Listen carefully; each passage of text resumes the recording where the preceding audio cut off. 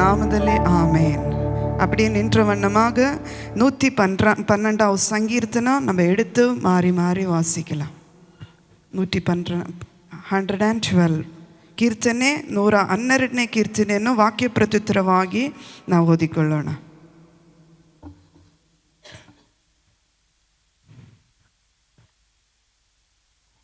ಯಾಹೋವನಿಗೆ ಸ್ತೋತ್ರ. ಯಾವನು ಯೆಹೋವನಲ್ಲಿ ಭಯಭಕ್ತಿಯುಳ್ಳವನಾಗಿ ಆತನ ಆಜ್ಞೆಗಳಲ್ಲಿ ಅತ್ಯಾನಂದ ಪಡುವನೋ ಅವನೇ ಧನ್ಯನು. Their children will be mighty in the land, generation of the upright will be. ಅವನ ಮನೆಯಲ್ಲಿ ಧನ ಐಶ್ವರ್ಯಗಳಿರುವವು, ಅವನ ನೀತಿಯು ಸದಾಕಾಲವೂ ಫಲಿಸುವುದು.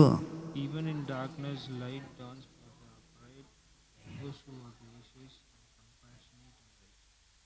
ದಯಾಳುವಾಗಿ ಧನ ಸಹಾಯ ಮಾಡುವವನು, ತನ್ನ ಕಾರ್ಯಗಳನ್ನು ನೀತಿಯಿಂದ ನಡೆಸುವವನು ಭಾಗ್ಯವಂತನು.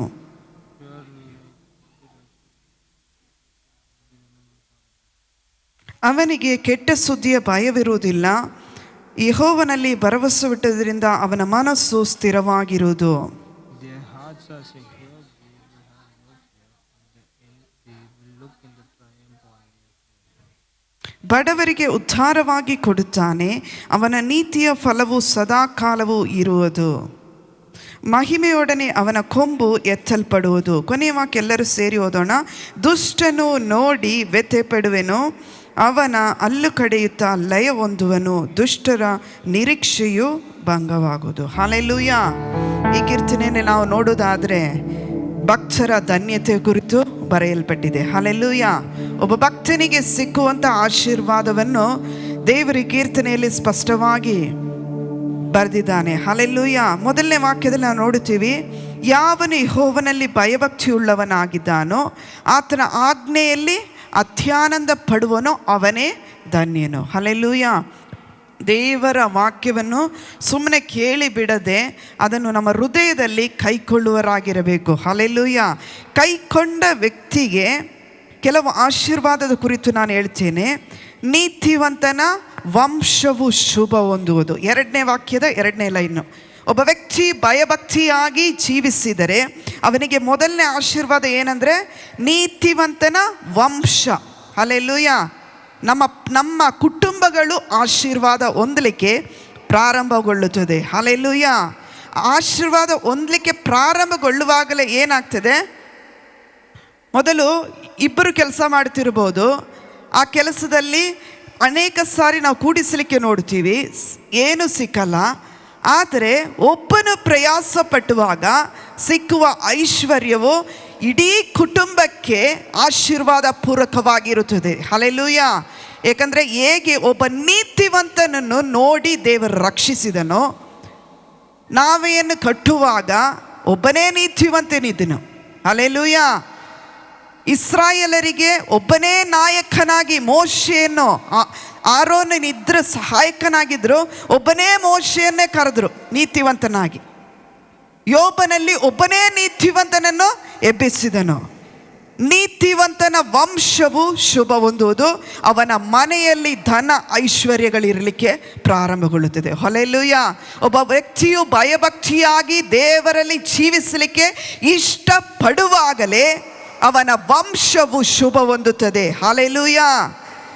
ಆ ನೀತಿ ಹೇಗಿರುತ್ತದಂದರೆ 3ನೇ ವಾಕ್ಯ, ಅವನ ಮನೆಯಲ್ಲಿ ಧನ ಐಶ್ವರ್ಯಗಳಿರುವವು, ಅವನ ನೀತಿಯ ಫಲವು ಸದಾಕಾಲ ಇರುತ್ತದೆ. ಹಲ್ಲೆಲೂಯಾ. ದೇವರು ಒಂದು ಸಾರಿ ಕೊಟ್ಟರೆ ಒಂದು ಸಾರಿ ಮಾತ್ರ ಸಂಪಾದನೆ ಕೊಡೋದಿಲ್ಲ. ಜೀವಮಾನವೆಲ್ಲ ಪೋಷಿಸ್ತೀನಿ ಅಂತ ಹೇಳಿದರೆ ಖಂಡಿತ ಪೋಷಿಸ್ತಾನೆ. ಹಲ್ಲೆಲೂಯಾ. ಪರಾಂಬರಿಸ್ತೀನಿ ಅಂತ ಹೇಳಿದರೆ 100% ನಮ್ಮನ್ನು ಪರಾಂಬರಿಸುತ್ತಾನೆ. ಹಲ್ಲೆಲೂಯಾ. ನಾನು ಗೊತ್ತು, ನನ್ನ ಪ್ರಾಯದಲ್ಲಿ, ನನ್ನ ಬಾಲ್ಯ ಪ್ರಾಯದಲ್ಲಿಂದ ಕರ್ತನನ್ನು ನಾನು ಹೇಗೆ ಅನುಗುಣವಾಗಿ ದೇವರಿಗೆ ಅನುಸರಿಸಿ ಭಯಭಕ್ತಿಯಲ್ಲಿ ಜೀವಿಸಿದನೋ, ನನ್ನನ್ನು ಬೆಳೆಸಿದ ಆತ್ಮಿಕ ತಂದೆ ತಾಯಿಗಳಿಗೆ ಗೊತ್ತು ನಾನು ಹೇಗೆ ಬೆಳೆದು ಬಂದಿದ್ದೀನಂತೆ. ನನಗೆ ಗೊತ್ತು, ನನ್ನ ಮದುವೆ ಆಗಲಿಕ್ಕೆ ಮದುವೆ ಹೆಣ್ಣನ್ನು, ಒಂದು ಬ್ರೈಡ್ ವುಮನನ್ನು ತಗೊಂಡು ಹೋಗಲಿಕ್ಕೆ ಕಾರ್ ಕೂಡ ಇರಲಿಲ್ಲ. ಹಲ್ಲೆಲೂಯಾ. ಯಾಕಂದರೆ ಕಾರ್ ಕೂಡ ಇರಲಿಲ್ಲ. ನೀವು ನಂಬ್ತೀರಾ ಇಲ್ವಾ?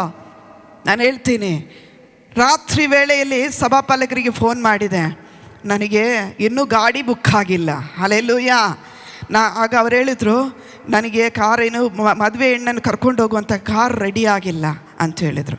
ಅವರಿಗೆ 5 ನಿಮಿಷ ಸಾಕು ಚರ್ಚಿಂದ ಮನೆಗೆ.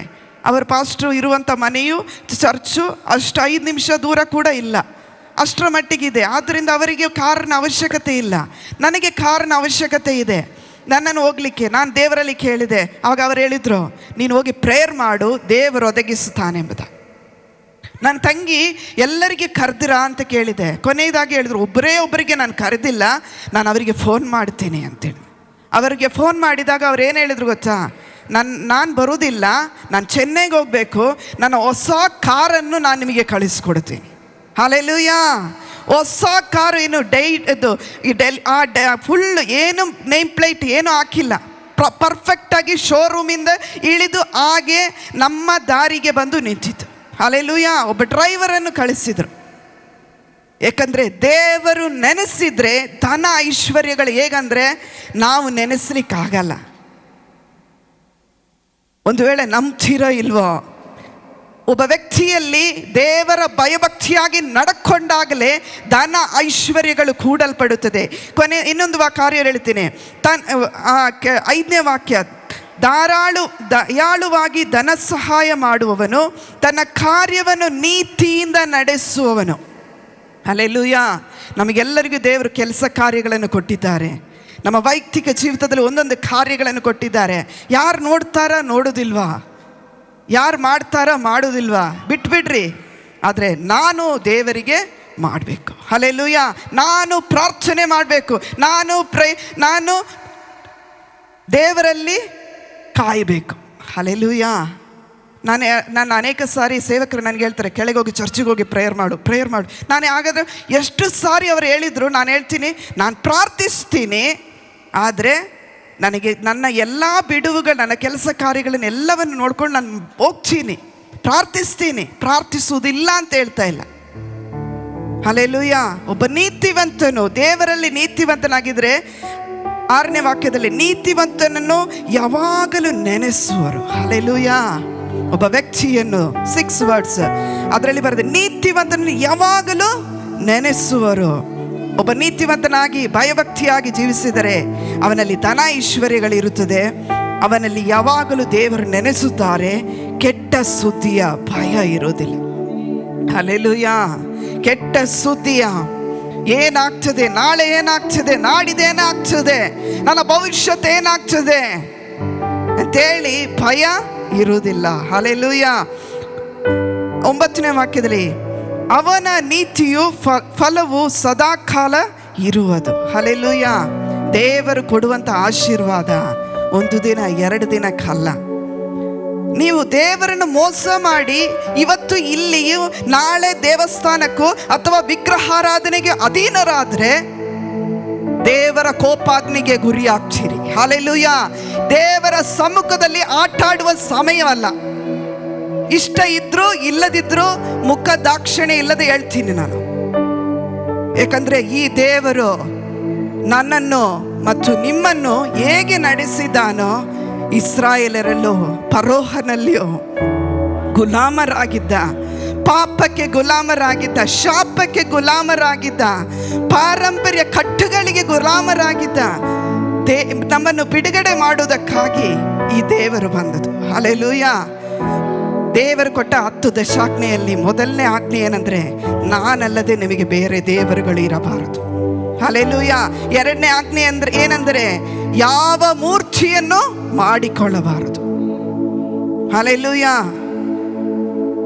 ನಿಮಗೆ ದೇವರಿಗಿಂತ ಮೊದಲನೇ ಸ್ಥಾನ ಯಾರಿಗೆ ನೀವು ಕೊಡ್ತೀರೋ, ನಿಮ್ಮ ಗಂಡನಿಗೋ ಅಥವಾ ನಿಮ್ಮ ಮಕ್ಕಳಿಗೋ ಅಥವಾ ನಿಮ್ಮ ಕುಟುಂಬದವರಿಗೋ, ಎಲ್ಲರನ್ನು ಗೌರವಿಸಬೇಕು, ಮಾನಿಸಬೇಕು, ಸನ್ಮಾನಿಸಬೇಕು. ಆದರೆ ಅದೇ ದೇವರು ನಮ್ಮನ್ನು ಪ್ರೀತಿಸುವ ದೇವರಾಗಿದ್ದಾನೆ. ಹಲ್ಲೆಲೂಯಾ. ಹಲ್ಲೆಲೂಯಾ.